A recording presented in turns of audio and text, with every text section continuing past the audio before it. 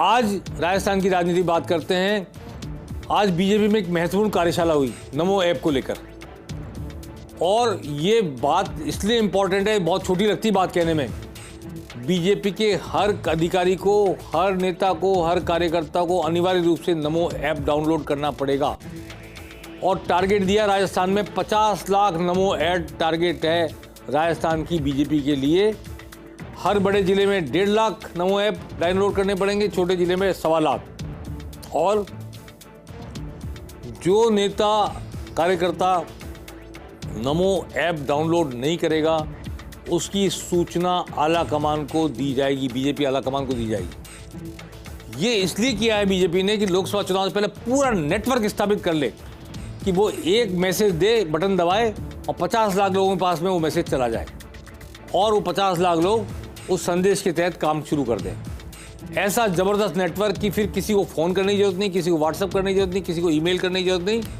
एक नमो ऐप में गया संदेश और सब जगह चला गया। तो ये जो नेटवर्किंग, सॉफ्ट नेटवर्किंग कर रही है बीजेपी, इसका कोई जवाब कांग्रेस के पास होगा मैं मानने को तैयार नहीं हूँ। इसलिए कार्यकर्ताओं को इस तरह मोतियों की माला पिरो के नमो ऐप के जरिए बीजेपी रख रही है। यही माला उनके लिए जयमाल बन जाए चुनाव में तो कोई आश्चर्य ना करना। आइए क्या कहा है प्रदेश के मुखिया बीजेपी के सीपी जोशी ने आज इस बारे में। नमो ऐप ऐसा ऐप है जिसके माध्यम से आदरणीय प्रधानमंत्री जी की कल्याणकारी योजनाओं के बारे में जानकारी सीधे रूप से उस नमो ऐप के माध्यम से मिल सकती है। और उस नमो ऐप के माध्यम से ही विकसित भारत एम्बेसडर बनने का भी काम आगे बढ़ सकता है। और उस विकसित भारत एम्बेसडर बनने के बाद हमारी एक्टिविटीज़ क्या हैं, वो सारे विषयों को लेकर आज नमो ऐप की कार्यशाला हमारे सोशल मीडिया की टीम ने रखी है।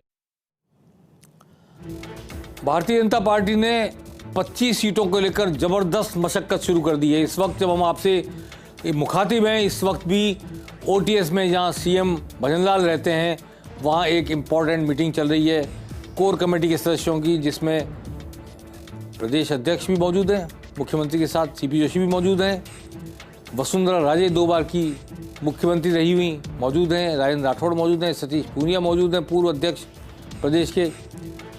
सभी इम्पोर्टेंट नेता जो अपनी राय, जिनकी राय शुमारी ज़रूरी है, राय लेना ज़रूरी है, सलाह मशवरा होना ज़रूरी है 25 सीटों पर, वो इस बैठक में इस वक्त मौजूद हैं। दिया कुमारी भी मौजूद हैं, डिप्टी सीएम बैरवा भी मौजूद हैं।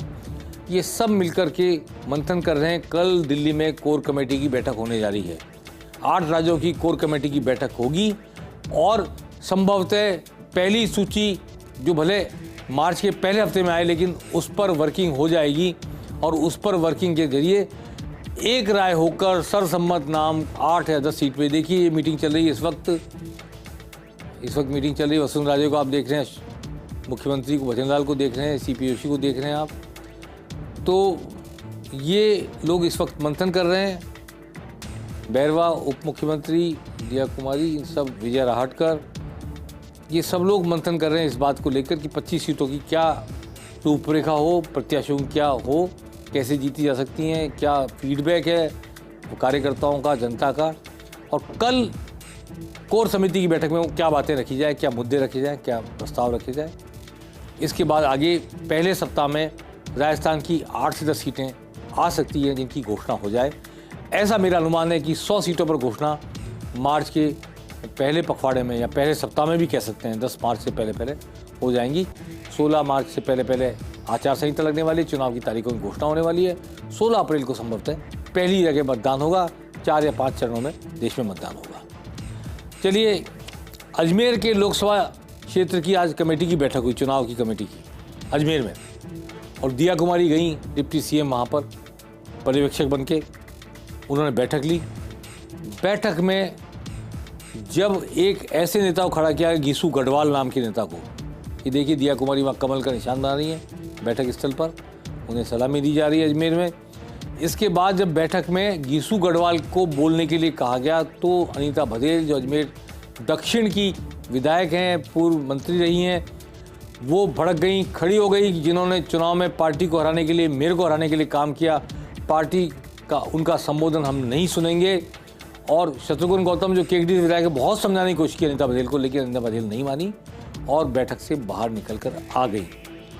तो ये भी एक छोटी मोटी चुनौती, मैं इसको बड़ी चुनौती नहीं मानता बीजेपी के लिए इस वक्त, क्योंकि सत्ता में भी है और जो अनुशासन है पार्टी में, उस अनुशासन को देखते हुए ये देखिए अनिता बघेल शायद बाहर जा रही हैं, गाड़ी में बैठकर निकल गई वो।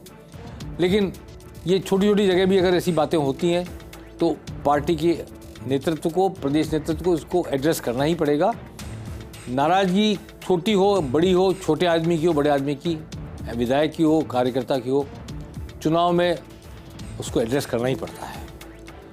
चलिए, मुख्यमंत्री भजनलाल आज मध्य प्रदेश के दौरे पर थे, इस पर लंबी चौड़ी खबर हम सब लोग देख चुके हैं। मुरैना गए, क्या क्या उन्होंने किया।